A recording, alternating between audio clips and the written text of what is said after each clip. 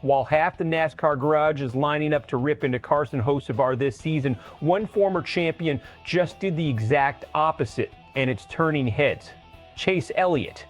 Yes, that Chase Elliott. The guy who's raced Hocevar hard, had beef with them early on, and by every outside expectation should be on the he's out of control bandwagon. He's not. And what he said instead is more interesting than any pile-on could ever be.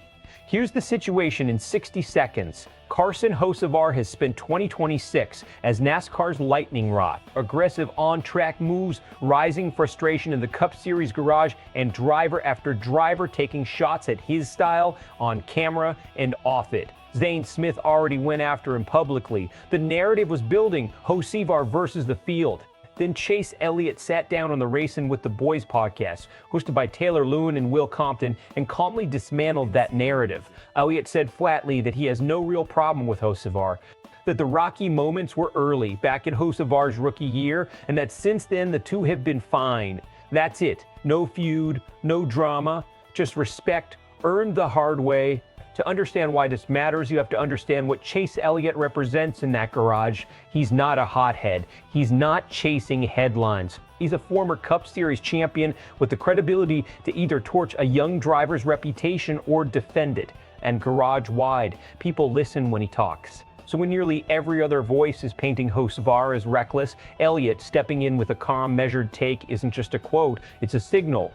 It tells the rest of the field and the fans that maybe the story isn't as one-sided as it looks on a highlight reel. Elliott admitted the early tension was real. Hocevar's rookie season had moments that rubbed him wrong, but instead of letting it fester into a rivalry storyline, Elliott chose a quieter path, direct conversation, driver to driver, away from cameras and away from social media pile-ons.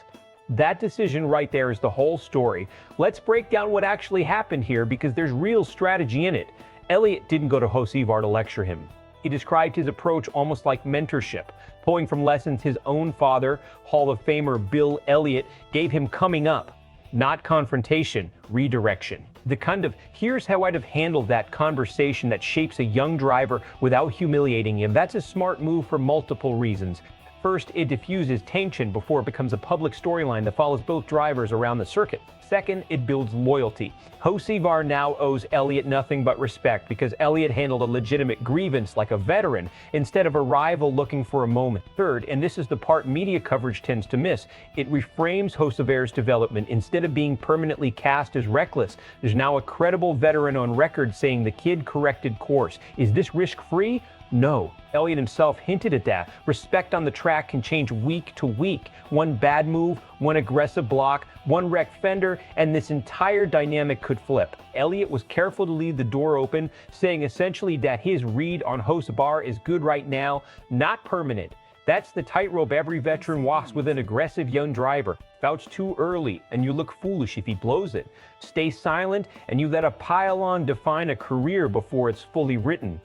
Elliott chose to speak calculated, not reckless. Expect a split reaction here, and it's going to be loud. One side of the fan base is going to see this as proof the Hocevar criticism is overblown. Media narrative over racing reality. They'll point to Elliott's credibility and say, if a champion isn't worried, why should anyone else be? The other side isn't going to let one interview erase a season of complaints.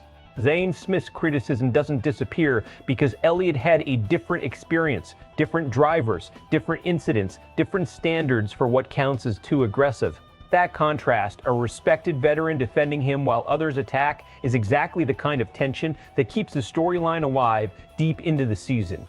Best case for Hocevar, this becomes a turning point where the narrative shifts. More veterans start echoing Elliott's take, the reckless rookie label fades, and Hocevar spends the second half of the season known for aggressive but clean racing instead of aggressive and dangerous racing. Worst case one incident, one avoidable wreck involving a big name, and this Elliott interview becomes a footnote nobody remembers. Buried under a fresh wave of criticism that's louder than ever because now it feels like he wasted a second chance. The next 10 races decide which version of the story we're telling. So here's the real question. Is Chase Elliott seeing something the rest of the garage is missing? Or is he just the first one willing to say what everyone else is too proud to admit? Drop your take in the comments. Is Carson Hocevar misunderstood? Or is this criticism finally catching up to him for a reason? If you want the next update the second this story moves, hit subscribe. because with Hocevar, it's never quiet for long.